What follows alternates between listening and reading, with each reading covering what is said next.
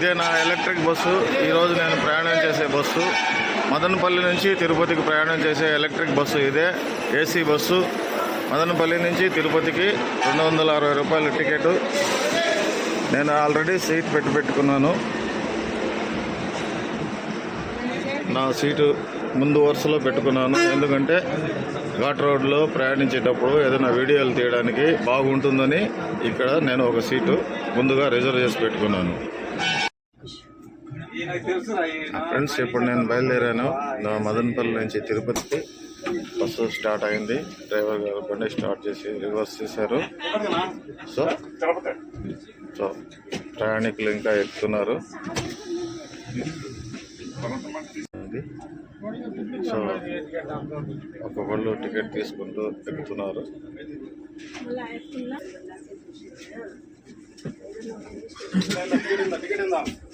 బస్సుని నడుపుతూనే ఆయన ప్రయాణికులకు టికెట్లు ఇస్తూనే ఉన్నారు. ఇది చాలా ప్రమాదకరమైన కానీ తనకు తప్పదు. వచ్చే ప్రయాణికులకు టికెట్లు ఇస్తూనే ఉండాలి, ప్రయాణికుల్ని ఎక్కించుకుంటూనే ఉండాలి. టికెట్లని ఇస్తూనే తన డ్యూటీలు నిర్వహిస్తూ టికెట్లను ఇస్తున్నారు ప్రయాణికులకు. ప్రయాణికులు ఎక్కుతున్నారు, దిగుతున్నారు, కూర్చుంటున్నారు.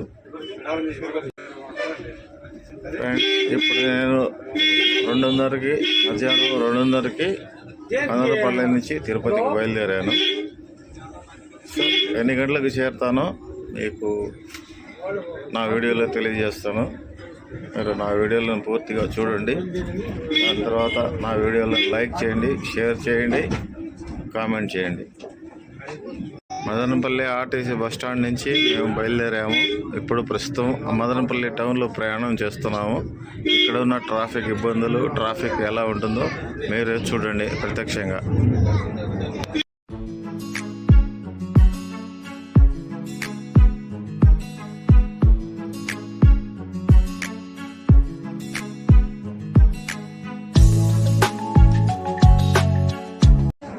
ఫ్రెండ్స్, ఈ రూట్లో నేను దాదాపు ఒక 20 సార్లు ప్రయాణం చేసుకుంటాను.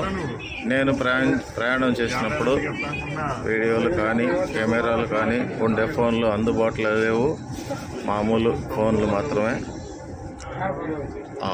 ఇప్పుడు నాకు వింత అనుభవం ఇది.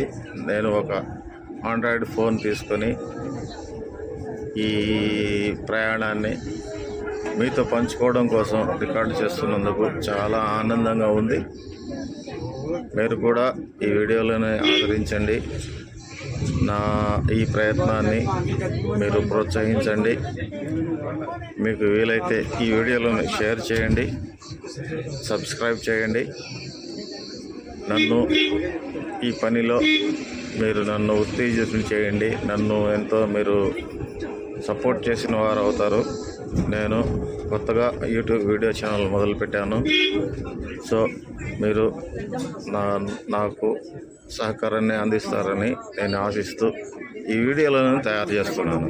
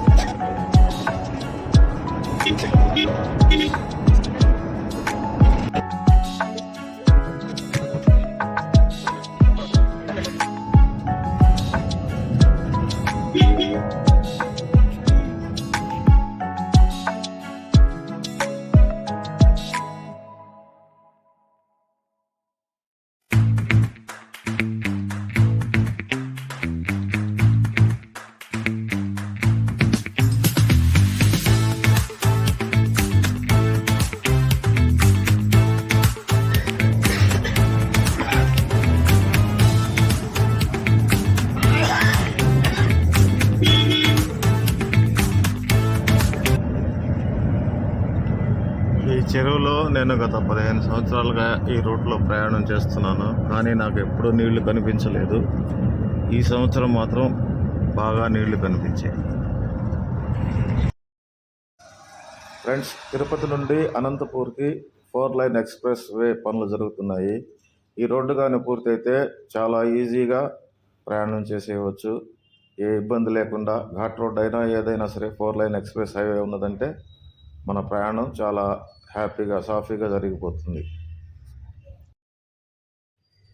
ఇప్పుడు మనం భాక్రాపేట ఘాట్ రోడ్లో ప్రయాణం చేస్తున్నాము. ఈ ఘాట్ రోడ్డు చాలా మలుపులతో ఉంటుంది, ఎంతో ప్రమాదకరమైంది. ఇక్కడ ప్రయాణించే 2 వీలర్స్ వాళ్ళు కానీ కార్లు వాళ్ళు కానీ చాలా జాగ్రత్తగా ప్రయాణం చేయాలి. ఎందుకంటే ఇది చిన్న రోడ్డు, ఎక్కువ మలుపులు తిరిగి ఉంటుంది. దారిలో ఎన్నో కార్లు యాక్సిడెంట్ అయి కనిపిస్తుంటాయి మనకి, అలాగే లారీలు కూడా. చాలా జాగ్రత్తగా ప్రయాణం చేయాలి ఈ రూట్లో. చూడండి ఎన్ని మలుపులు తిరుగుతుందో ఈ రోడ్డు. చూసారా? అందమైన కొండల మధ్య పచ్చటి అడవిలో ఈ సన్నపాటి రోడ్ ద్వారా ప్రయాణం ఎలా ఉందో ఒకసారి చూడండి మీరు. ఎంత అందమైన లొకేషన్స్ ఉన్నాయో.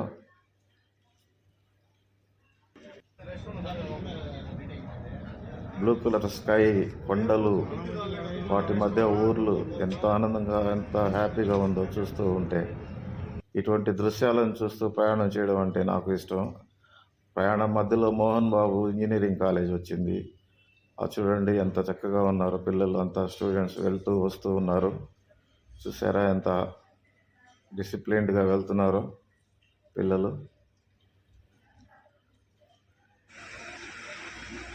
మోహన్ బాబు కాలేజ్ దాటిన తర్వాత రైల్వే గేట్ పడింది చంద్రగిరి దగ్గర. రైల్వే గేట్ వేయడం వల్ల మేము ఇక్కడ ఆగాము. అంతా క్యూలో నిలబడి ఉన్నారు. నేను ప్రయాణించిన బస్సు ఇదిగో, ఈ ఎలక్ట్రికల్ బస్సు.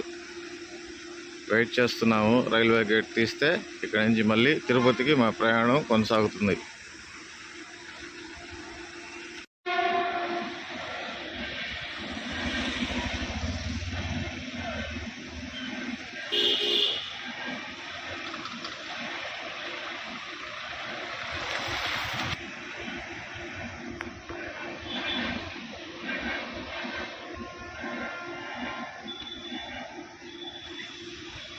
ఓకే, మా బస్సు బయలుదేరబోతుంది. ఇంకెక్కుతున్నాను.